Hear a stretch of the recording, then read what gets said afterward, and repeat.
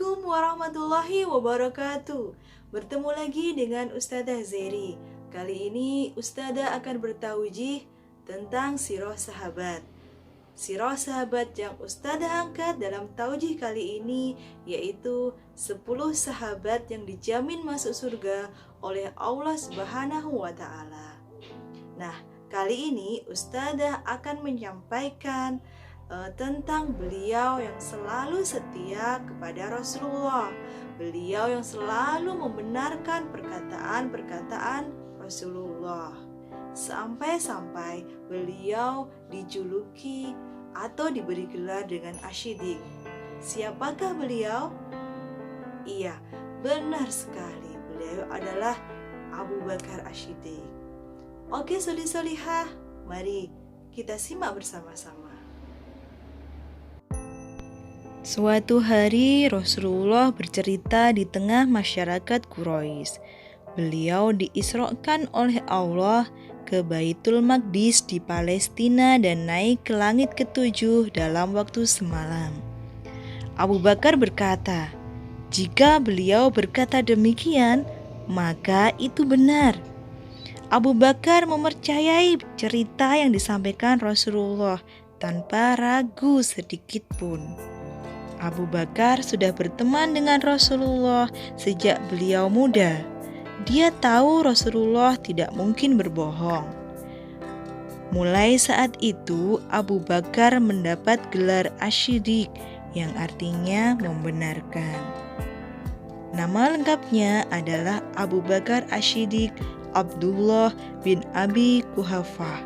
Dia adalah ayah dari Aisyah, istri Rasulullah, juga ayah dari Asma, seorang wanita yang berjiwa kesatria.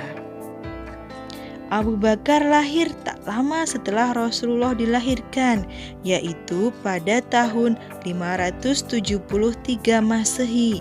Dia lahir dari keluarga bangsawan terkenal. Abu Bakar adalah orang yang terjaga dari yang haram, bahkan sebelum Islam datang. Dia terkenal sebagai pedagang yang jujur, terpelajar, lemah lembut, dan penyabar. Abu Bakar adalah laki-laki pertama yang menerima Islam yang didakwahkan Rasulullah. Banyak sahabat yang akhirnya ikut memeluk Islam karena ajakannya. Di antaranya adalah Utsman bin Affan, Az-Zubair bin Al-Awwam, Abdurrahman bin Auf, Sa'ad bin Abi Waqqas, Ammar bin Yasir, dan banyak sahabat mulia yang lainnya.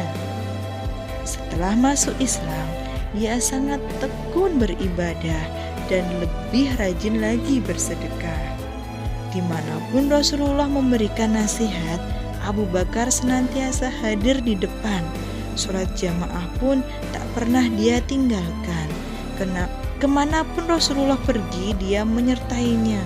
Sungguh seorang sahabat setia.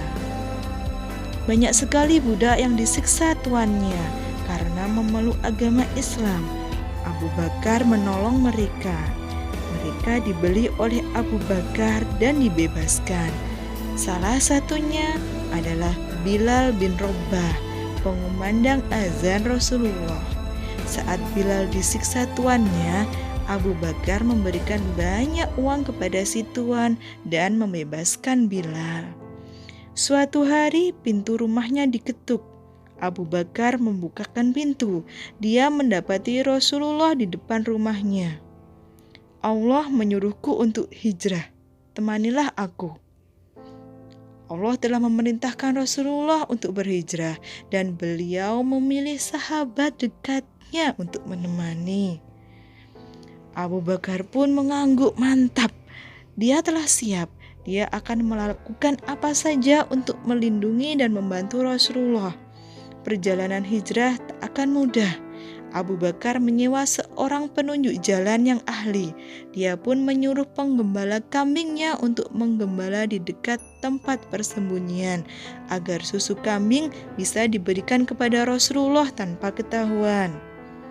Saat hendak sembunyi, Abu Bakar masuk ke dalam gua Sur sebelum Rasulullah. Dia menyingkirkan apa saja yang mungkin berbahaya bagi Rasulullah. Dia bersabar menahan sakitnya ketika digigit ular saat Rasulullah tidur beralaskan kakinya. Air matanya menetes kala tak kuat menahan sakit dan mengenai pipi baginda Rasulullah. Rasulullah pun terbangun, terharu, dan akhirnya mengobatinya. Suatu kali lain, "Ya Rasulullah, seandainya mereka mengintip ke bawah, niscaya mereka akan melihat kita." Abu Bakar khawatir Rasulullah akan dilukai oleh kaum Quraisy bila mereka ketahuan. Peristiwa hijrah itu penuh ketegangan. Rasulullah pun menenangkan, "La tahzan, innallaha ma'ana." Janganlah engkau bersedih, Allah bersama kita. Hingga akhirnya tibalah mereka di Madinah.